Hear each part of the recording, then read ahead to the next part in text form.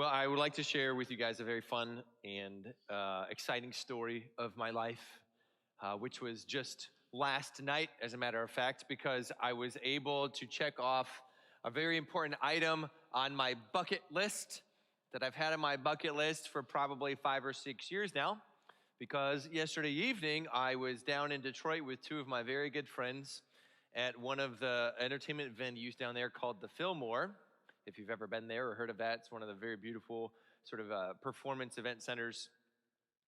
And I got to see my favorite musical artist in concert.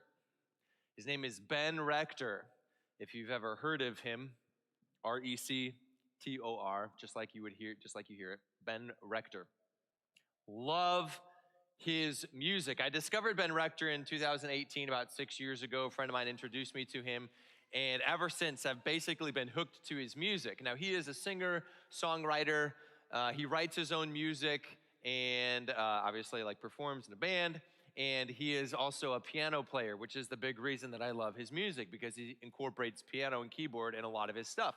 Now, when I was growing up, when I was learning the piano, as you know, I play piano. When I was learning that instrument, my musical inspirations were Billy Joel and Elton John, for obvious reasons, right? Because they incorporated a lot of piano in their music. And I always admired them as artists because I thought that they were truly creative geniuses. They weren't just really good musicians. They really pioneered kind of a new subgenre of music that didn't really exist before them, right? Sort of this sort of piano, pop piano rock type of sound.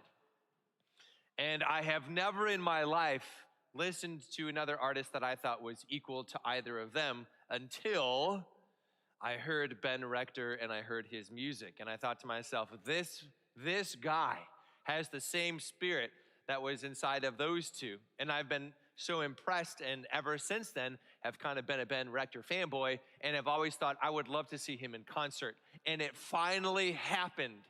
He was coming to Detroit, which is as near as it's gonna ever be to Jackson. And I said, I don't care what it takes, we're getting tickets and we're gonna go. So the show was at 8 o'clock, and the doors opened at 7, and I said, we're gonna get there early because I'm gonna be there at 7 so that I can get a really good seat. Because one of the things that Ben Rector does on his Instagram account from time to time is, for the early birds who show up to his show, he will go into the stands and he will interview his fans, and then he'll post that on his Instagram. And so I thought to myself, I'm gonna be on Ben Rector's Instagram. That's what's gonna happen.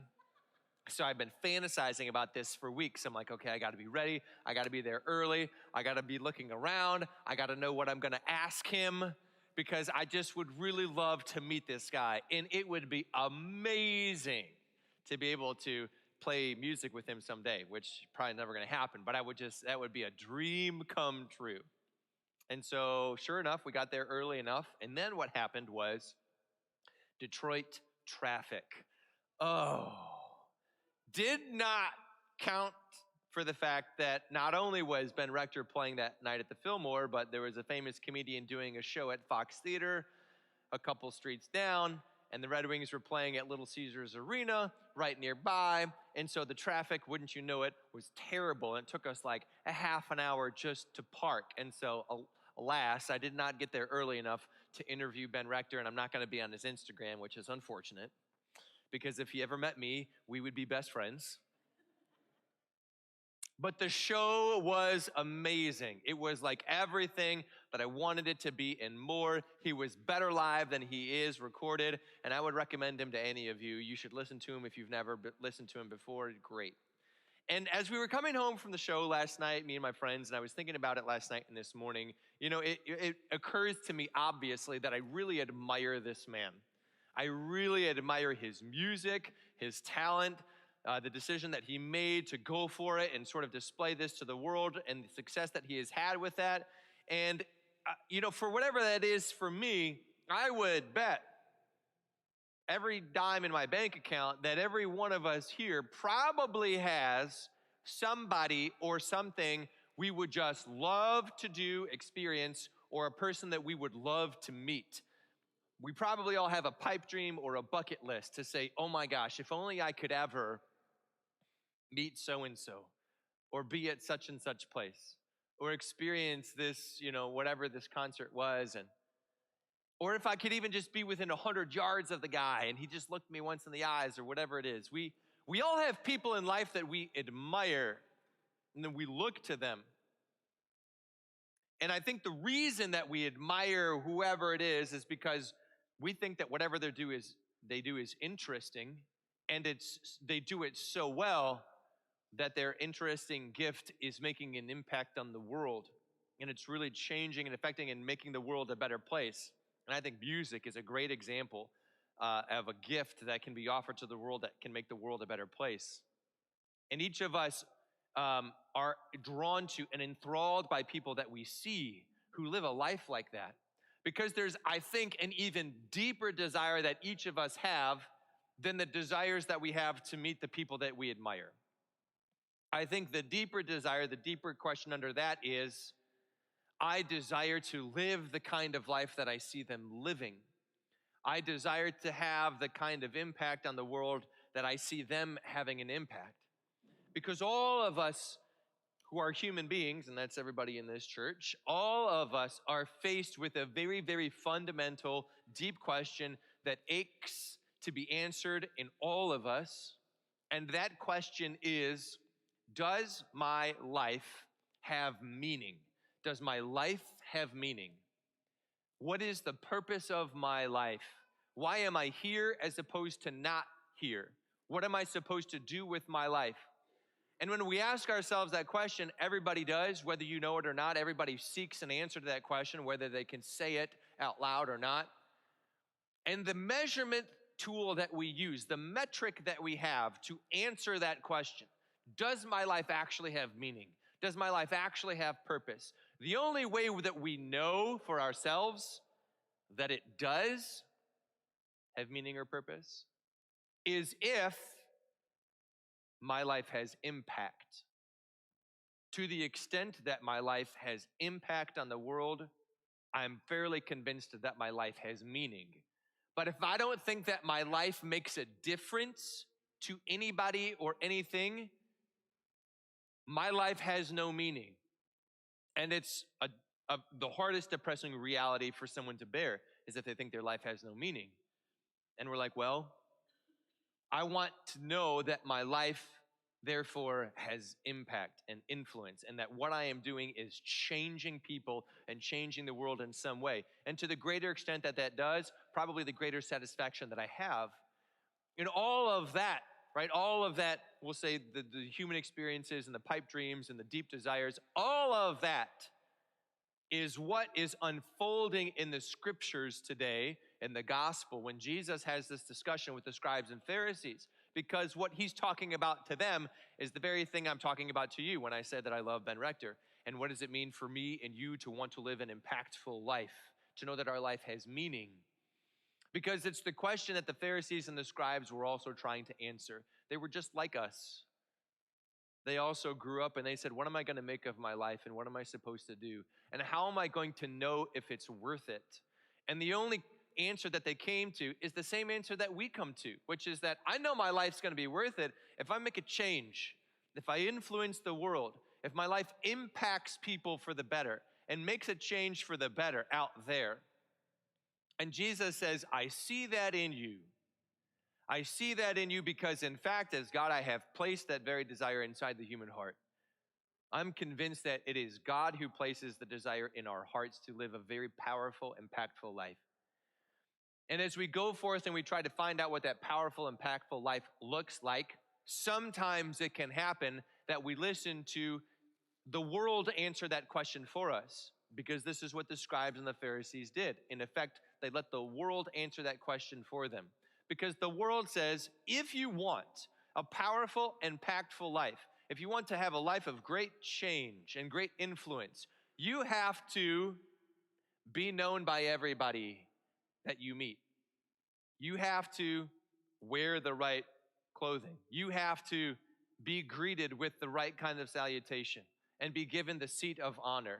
And everybody knows your name. and people pay money to come see you in concert. If you want to have an impactful life, a powerful life, do those things, because that's the answer to the longing of your human heart. And now the reality of that is then, if that's true, if my life is only meaningful, if my life is only purposeful, to the extent that people know my name, or I have a big bank account, or I'm highly prestigious, or have a lot of social influence, well, then the reality is about 1 in 10 million people get to live a meaningful life, a purposeful life. And the rest of us, we just have sorry luck, because our life probably doesn't matter, because we're not going to make a change. And so we might as well just float along, have a good time, or just shut it down and give it up.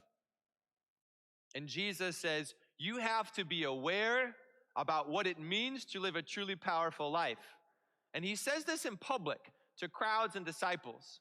And he has to call out the false answer that the scribes and the Pharisees are living, because the only way that they know to have a powerful, influential life is to have a lot of authority, to make sure that people know their name, to make sure that the words they say people have to follow, to make sure that they get the seat of honor or the public sort of praise. And Jesus says this is not what it means for you to live a powerful life. This is not what it means for you to live an impactful life. A powerful, impactful life looks very different. And it's highly strange what follows, because he says a powerful, impactful life actually has very little to do with the authority given to you by the law or by the world, and has everything to do with whether or not you live a humble life.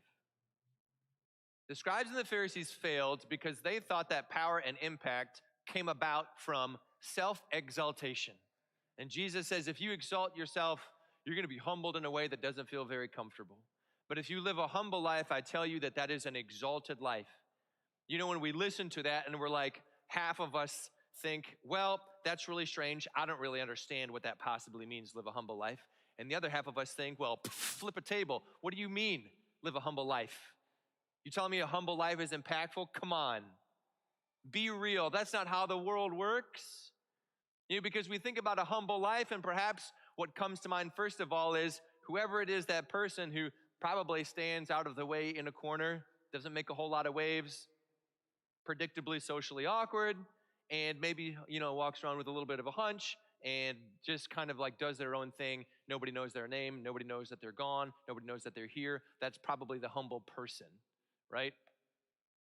But Jesus shows what humility actually looks like, because an actually humble life is a life of the greatest kind of power and the greatest kind of impact that is possible. The reason I know that's true is because Jesus was the humblest man who ever walked the earth. And as the humblest man who ever walked the earth, what he did was not exalt himself, but what he did was receive authority and power from the one who could give it to him, his Father in heaven. And then he made the decision to use that power and authority for the good of the people that were around him. Jesus did not become what he was because he had a lot of money, or because he was well known, or from a prestigious family. He was the poor son of a carpenter.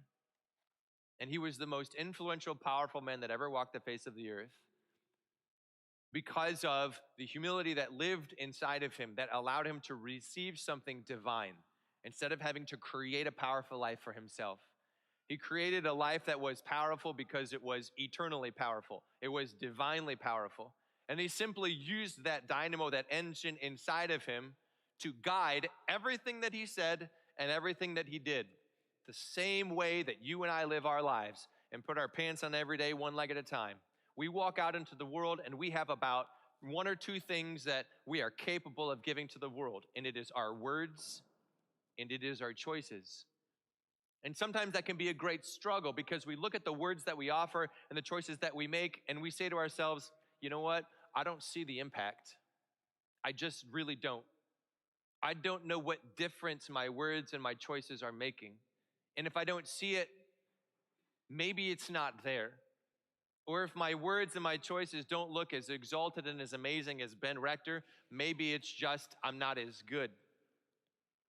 And so the appearances of life can sometimes be highly deceiving to us. And yet Jesus calls us and he invites us, and sometimes he even challenges us to turn our thinking not as the way that the world does, but to turn our thinking according to the way that God does. And to say, if I wake up every day and I say, you know what? It doesn't matter whether the world knows my name. It doesn't matter whether I'm a billionaire or not. It doesn't matter if I'm a political or celebrity figure or not.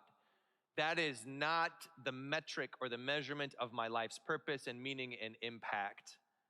My life's impact will be in proportion to how much of the Spirit is in me that I choose to help guide my words and my actions.